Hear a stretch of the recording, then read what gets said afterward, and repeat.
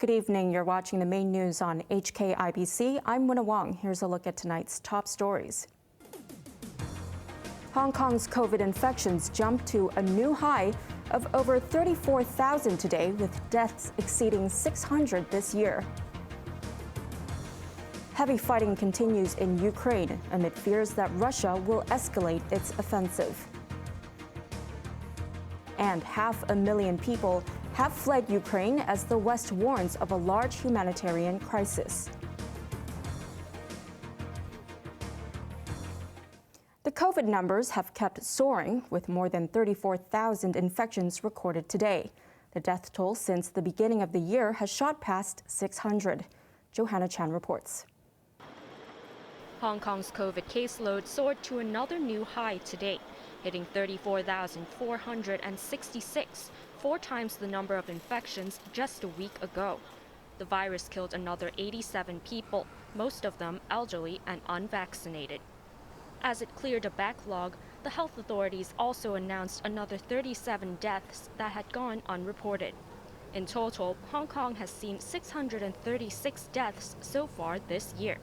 As of last night, 49 people were in critical condition. There were also 66 serious cases. Meanwhile, there were outbreaks in another 49 care homes, 43 of which were for the elderly. So far, 580 care homes have been hit, with over 3,700 residents and staff affected. In light of the growing caseload, the hospital authority is opening another 5 designated clinics to treat COVID patients, taking the total to 14. Authorities also confirmed that they have stopped sending testing notifications via the Leave Home Safe app. In the current situation, when the cases is so prevalent in the community, so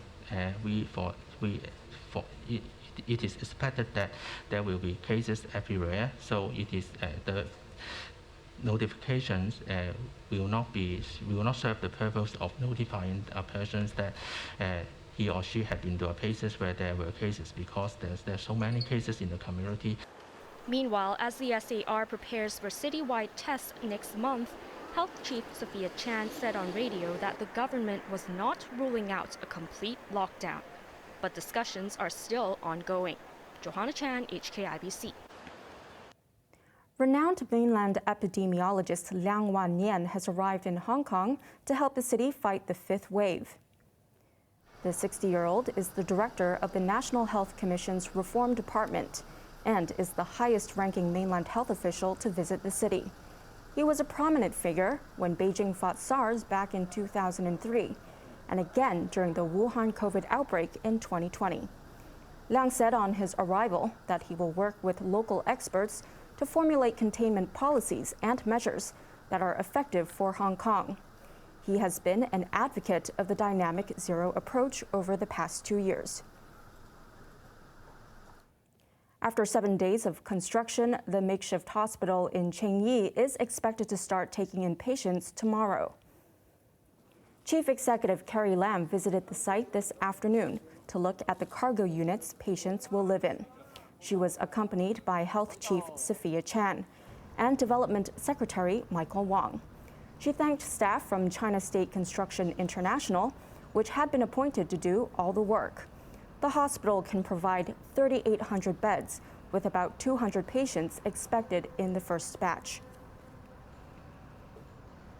Hong Kong is struggling to handle the bodies of those who died from COVID. Overstretched hospitals and the funeral services sector are trying to cope as best as they can. Chloe Feng reports. As the medical sector teeters on the brink of collapse with an influx of COVID patients, another problem has emerged. Public mortuaries reached 90% capacity in the past week. Medical staff are now forced to store the bodies of those who succumbed to COVID in hallways inside the accident and emergency department. We have a traumatic pressures on the capacity of our mortuary capacity for the corpse. We are doing our best. We have some gridlock in transferring of the corpses from the emergency department to the public mortuary, and this is the bottleneck that we are working very hard on. 一種就你叫莫煙入去幫襯佢啦。 The chairman of the Funeral Business Association, Ng Tong, explained the problem was made worse because of a backlog, as families did not want to hold funerals during the Lunar New Year months. On top of that, for the past months, many funeral parlors insisted on first serving families who made appointments as soon as their relatives died. This enables the parlors to control the flow of people who turn up for funeral services at a time when social distancing measures are in force. All these have delayed cremations. Ng said people in the funeral business have been meeting to discuss how to deal with the situation, especially after some staff at funeral parlors contracted COVID. One funeral home is reported to be suspending services for those killed by the virus. Chloe Fong, HKIBC. Chief Executive Carrie Lam has released an 8-minute video address to explain the progress of the government's anti-epidemic work. She again said citywide compulsory testing will take place next month. Around 70,000 quarantine units will be available by then. Lam also thanked Beijing for supporting Hong Kong's efforts with supplies and construction facilities. She also asked Hong Kongers to remain calm and to work with the government during this crucial time. All restaurants in the Tao Hung Group will be temporarily closed from tomorrow. The company said on its Facebook page that it had to protect customers and staff from COVID and will stay shut until the situation improves. It operates dozens of eateries across the city. Tai Chung Bakery, which is part of the group, will remain open. Overseas now, there are fears that Russia may ramp up its offensive against Ukraine as fighting raged on for a 5th day. But Ukrainian troops claim to have slowed the Russian advance. Sarah Wong reports. Russian forces have kept bombarding Ukraine as logistical failures and stiff resistance frustrated Moscow. The northern city of Chernihiv was the latest Russian target, with shells hitting a nursery and a residential block. The invaders continue to make headway from the south, capturing the coastal city of Berdansk and its naval base. But their multi-pronged offensive was thwarted in the north, with Ukrainian troops retaking the second largest city, Kharkiv, after heavy fighting.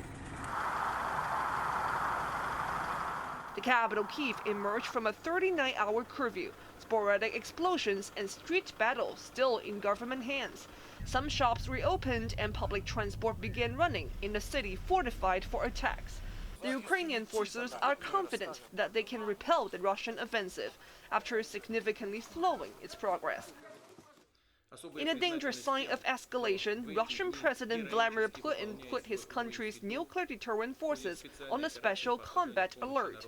Putin said it was in response to what he called the aggressive statements and illegitimate sanctions imposed by the West, although it does not necessarily signal Putin's intention to use nuclear weapons. The United States called the move unacceptable. Belarus, meanwhile, is reportedly set to send troops to shore up Russia's offensive, which originally aimed for an outright victory in 2 days. The stakes in the conflict also rose when a referendum in Belarus cleared the way for the country to accept Russian nuclear weapons. Sarah Wong, HKIBC. Ukrainian delegates are meeting Russian officials for talks that could lead to a ceasefire. The Ukrainian defense minister and the deputy foreign minister attended the meeting near the Pripyat River in Belarus bordering Ukraine.